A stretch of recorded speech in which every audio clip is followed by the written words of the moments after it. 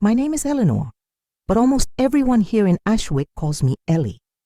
I grew up in this little town tucked away between hills and forests, where everybody knows everybody, and old stories still circulate like living legends. My dad works at the local museum my mom teaches at the high school, and me, well, I've always been that girl who seemed like she belonged to another time. They'd say it with a smile, like it was a compliment. Maybe it was. I dressed differently, spoke to the older folks like they were part of a fairy tale, and enjoyed walking alone on the dirt paths that cut through the fields behind town. There was a kind of constant longing in me, a yearning for something I couldn't name but felt every day. It was on one of those gray days, typical of late autumn, that I saw him for the first time, a tall man, dressed in black from head to toe, standing on the sidewalk in front of the old library. He didn't look lost, nor did he seem interested in the books. He was just there, as if waiting for me, though he didn't look directly at me. His gaze swept over the street like someone measuring land before building something. A shiver ran down my spine, but I kept walking. I was used to eccentric figures, writers, artists, even conspiracy theorists came to Ashwick from time to time. But this man, he was different. And it wasn't just the way he dressed. It was like he carried another atmosphere with him. Something dense that made the air around him feel colder. That night I dreamed of a circle of stones in the middle of the woods. In the center, a blue flame burned without consuming anything. And there was a voice, deep, steady, saying my name. I woke up with a dry throat and the feeling that someone had been in my room. But the window was locked and the house was silent. When I told my grandmother about it at breakfast, she just murmured, "Some presences don't need to open doors." The following days were marked by a strange feeling, like something was watching me. The man in black, I later found out his name was Silas, appeared in the most unexpected places. Sometimes across the street as I left school, other times sitting in the back of the coffee shop where I used to study. He never spoke to me, but the way he looked, it was like he truly saw me, like he knew something even I didn't know about myself. It was one night as I walked home alone from a community orchestra rehearsal that everything changed. The street was deserted and the streetlights seemed dimmer than usual. My steps quickened without me realizing it, as the sound of dry leaves being crunched by someone behind me made my heart pound. I tried to run, but I couldn't scream. Something invisible surrounded me, an overwhelming presence. And then, everything went dark. I woke up in a place I didn't recognize. And that's where my real disappearance began. My first thought was that I was dreaming, but the details were too vivid for a dream. The smell of the air, heavy with old wood and a faint hint of incense. The fabric that brushed against my skin, rough but soft. The light filtering from some structure above me, neither natural nor entirely artificial. I sat up slowly, my body heavy, as if I'd been pulled out of myself.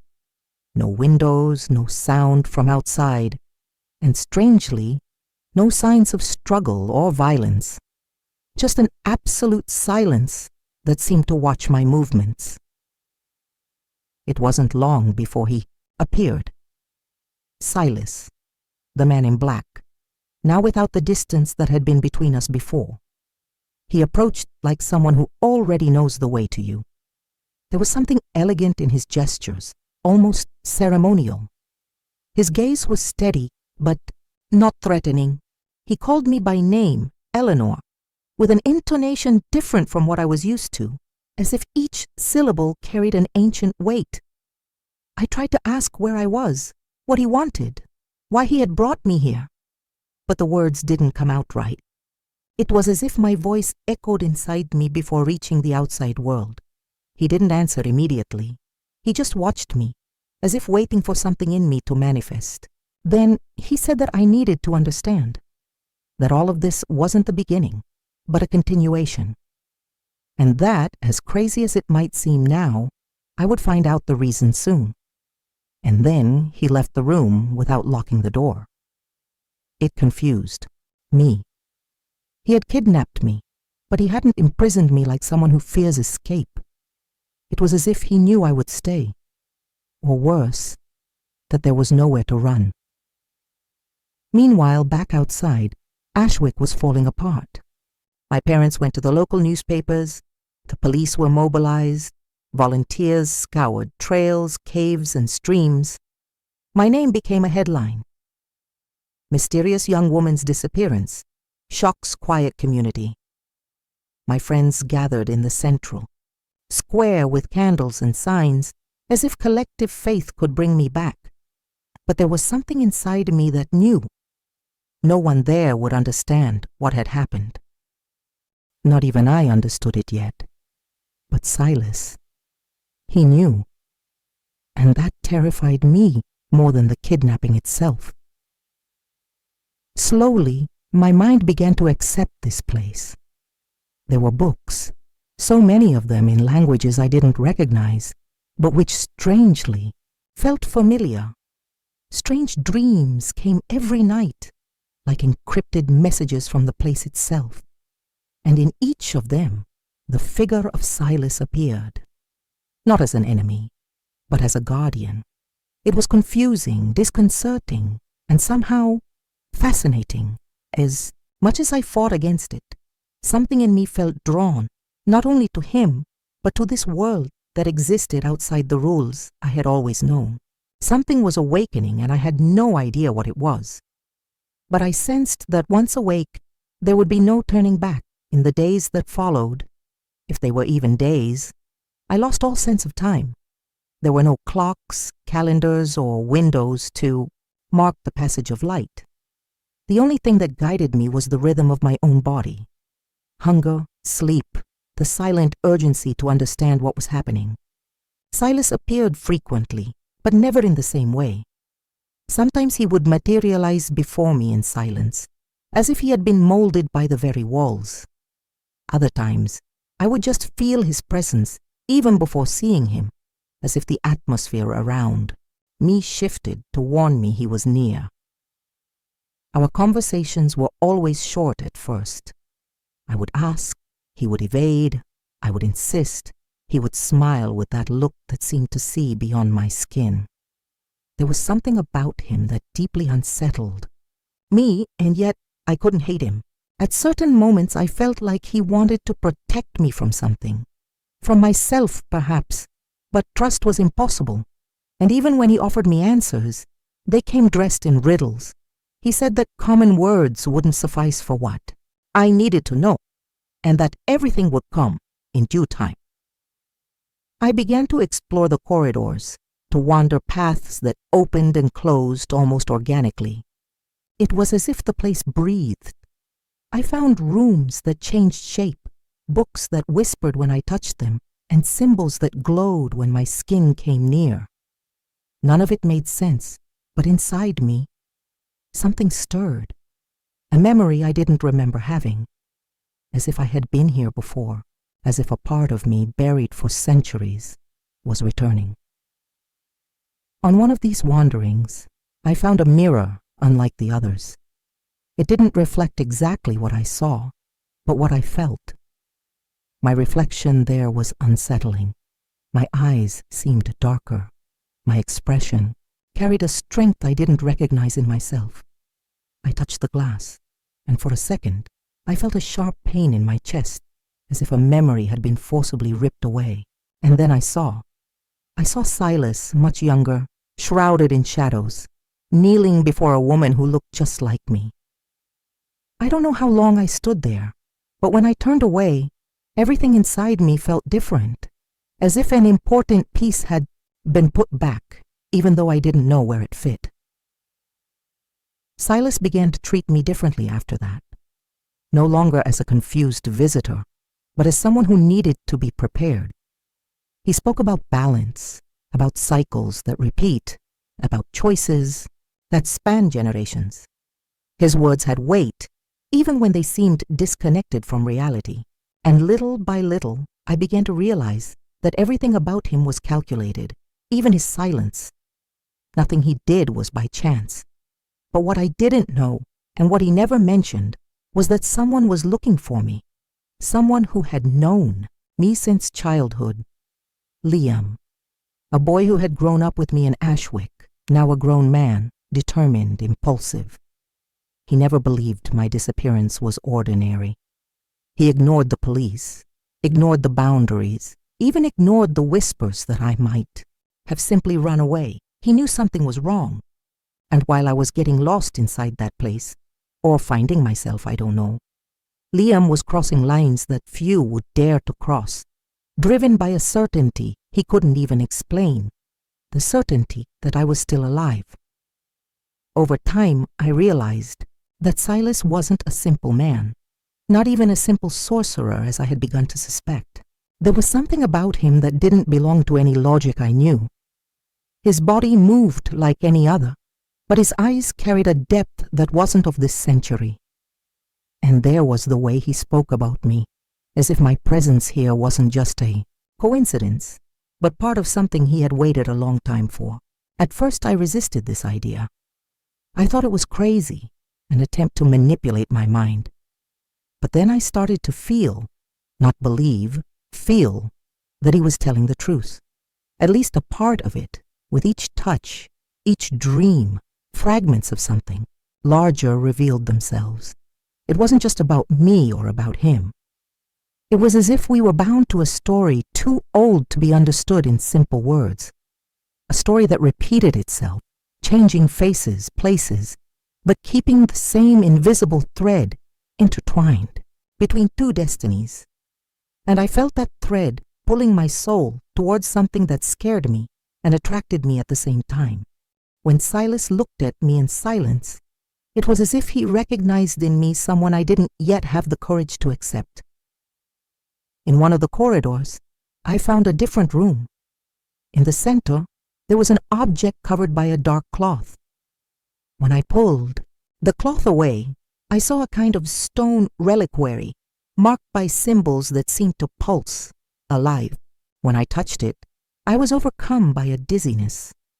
I saw myself as a child, sitting beside my grandmother, listening to a story she always told me about a princess marked from birth, destined to carry a forgotten gift, capable of breaking the veil between worlds. At the time, I thought it was just a bedtime story. But now, I understood that my grandmother knew much more than she said. I told Silas about it. For the first time, he hesitated. His voice faltered for a second before he said, "She tried to protect you, but the calling always finds the blood." That sentence crushed me, not only because it confirmed what I feared, but because it brought back a feeling of betrayal. My family knew, someone knew, and they let me grow up in the dark, as if hiding the truth was enough to erase it. Meanwhile, Liam reached his breaking point. He was no longer just a friend looking for me. He had become an obsessed, wounded man, willing to do anything. People around him began to distance themselves. They thought he was losing his mind. But Liam knew there was something supernatural at play. He felt it in the subtext, in the old files that seemed to have vanished into thin air, in the people who fell silent when he uttered the name Silas. He found a woman, one of those figures who live on the fringes with eyes full of secrets.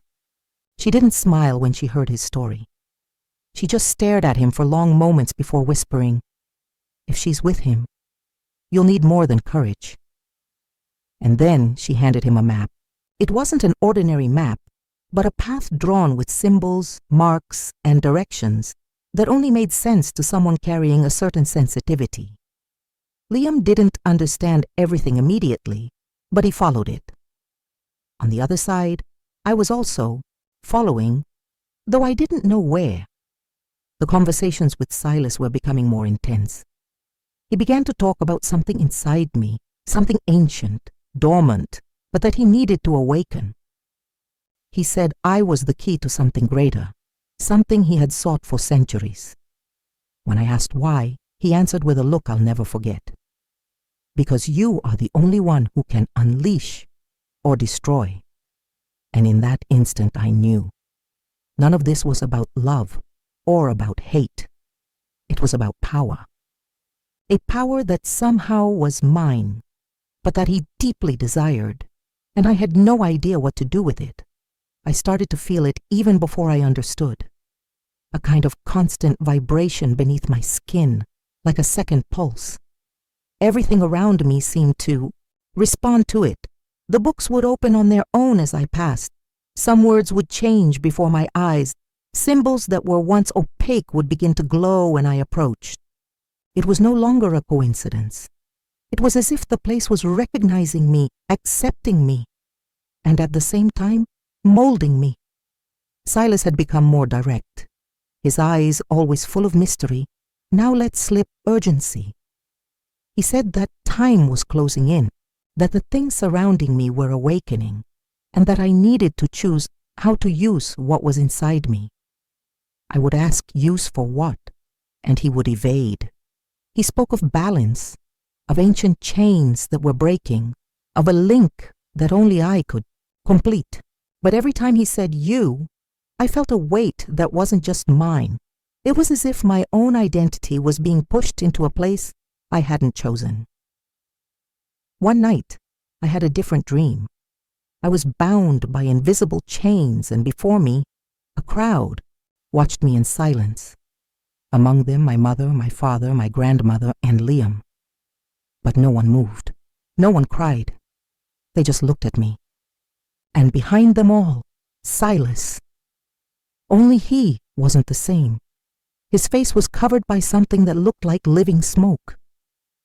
When I tried to call out to him, my voice was swallowed by the silence. I woke up in a cold sweat, my heart pounding as if I had run miles. The next day, he was waiting for me with something in his hands, an ancient artifact made of dark stone, with markings that seemed to move. He said it was proof, the key to what was approaching. I asked him to tell me what he really wanted from me, to stop speaking in circles. And finally, he spoke. He recounted how centuries ago he had tried to contain a power that consumed everything around it. How he himself had offered himself as a living prison, sealing within himself a fragment of what had almost destroyed everything he knew. But the seal was weakening, and there was only one way to restore the balance. With blood of the same bond with me. I didn't want to believe it. I didn't want to see myself as part of this. But something inside me, something primal, ancient, didn't react with surprise. It reacted with acceptance, as if it already knew. I asked if he had brought me here to use me. He hesitated and said he didn't know anymore, that in the beginning, yes. But now, everything had changed. That in me, there was something he hadn't foreseen, something that was disarming him, and that scared him more than the end itself. I walked away. I needed to be alone. My head was a whirlwind. My history, my origin, everything was being rewritten before me. And every step I took in that place took me further away from the girl from Ashwick. But then I heard Liam's name whispered through the corridors. A warning? A memory? I don't know. But in that instant I knew. He was close, perhaps closer than I imagined, and for the first time I felt real fear, not for myself, but for him, because something in Silas had changed since he sensed Liam approaching. A dark look, a tension in the air, as if his presence broke the logic of this place. And somehow, I knew. Liam's approach would force something to happen, something that none of us could avoid, and I would have to choose. I didn't sleep that night, or what I thought was night.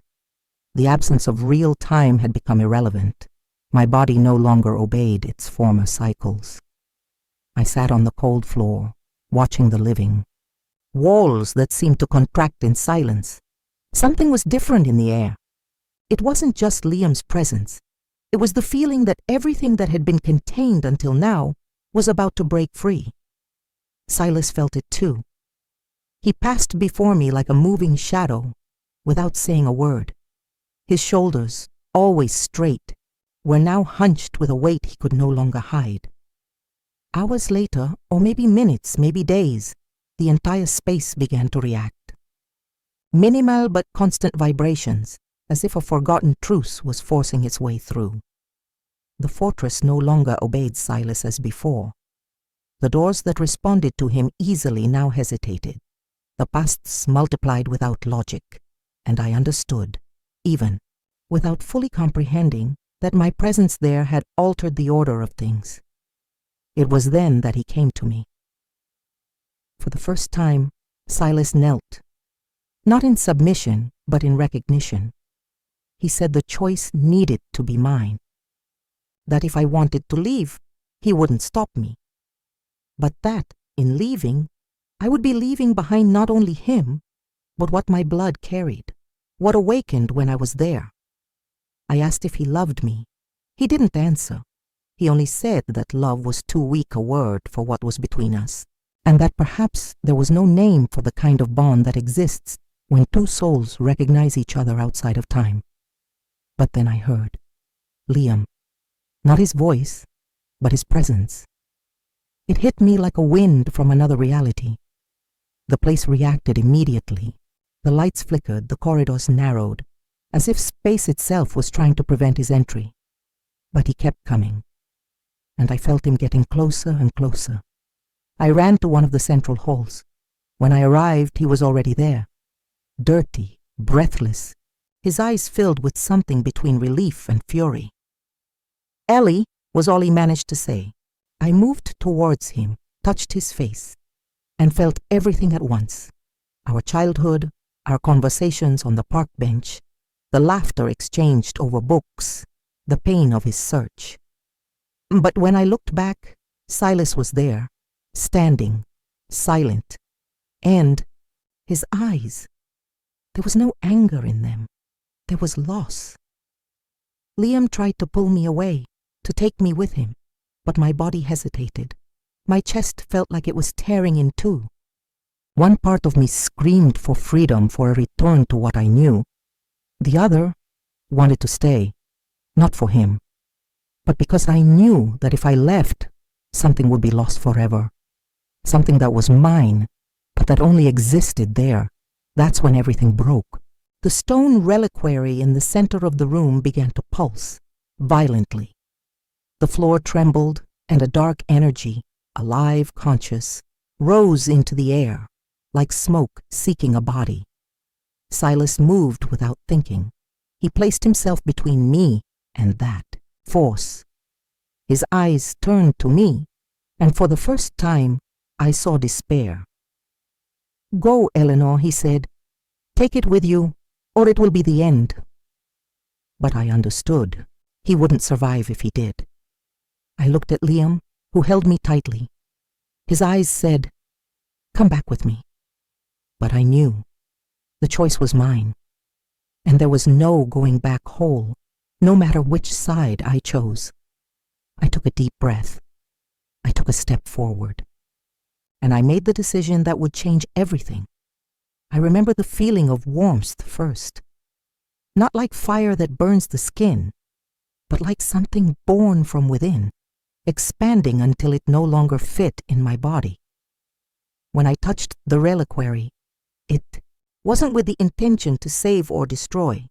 It was an impulse, something primal. My blood reacted before my mind. The dark energy swirling above us shuddered as if it recognized its origin, and for a moment everything was suspended. Silas tried to intervene, but his body was thrown back, as if the reliquary itself refused his proximity. Liam shouted my name. He held me by the waist, trying to pull me, but I no longer felt my weight. It was as if I was unraveling and rebuilding myself at the same time. The reliquary opened, not like a box, but like a wound. And from within, something shone with a silent force. It wasn't darkness. It wasn't light. It was a mixture of both, raw, pulsing, alive, and it invaded me. I felt all my past versions. Girl, woman, ancestor, shadow. I saw the choices that had led me there, and those that were yet to come. I understood finally that what Silas sought wasn't power itself. It was redemption. He had sealed within himself a part of that to protect the world, but at the cost of his own soul, and now that recognized me as a continuation, as an end and a beginning. The world around us began to give way. The fortress trembled, cracks spreading like exposed veins. Silas rose, staggering, and looked at me for the last time. His face no longer held riddles, only gratitude and weariness. He smiled, a real smile, and he vanished. Not like someone fleeing, but like someone fulfilling the final act of a silent sacrifice. Liam pulled me hard, and this time I went. Not out of fear, not out of denial, but because I knew I needed to go back, that the power now lived within me, and that it was my duty to learn to carry it without allowing it to consume me. When we crossed the threshold of the fortress, the feeling was like being born again. The light outside blinded me for a moment. The air felt heavy, too real. Ashwick was still there, but something in me no longer belonged to that place. I walked beside Liam in silence. He watched me with different eyes. There was no relief. There was respect, and perhaps the painful understanding that the Eleanor he knew hadn't returned with him. Little by little, the world tried to move on. The news treated me like a miracle. People wanted answers I couldn't give. I smiled when necessary. But inside me, everything was new and old and too vast to be explained. At night, when silence filled the house, I heard echoes, ancestral voices whispering ancient secrets. And sometimes, when I looked in the mirror, I saw a trace of Silas's gaze reflected in mine, not as a memory, but as a living part of who I now was. And I know that one day, when everything aligns again, that power will call me once more. And this time, I will be the one to decide what to do with it, because now finally, I understand who I am, and that changes everything. If this story held you until the end, imagine what's coming next. Subscribe to the channel, leave a like, and comment on what you would do in Eleanor's place. Your participation makes all the difference for us to continue bringing stories like this.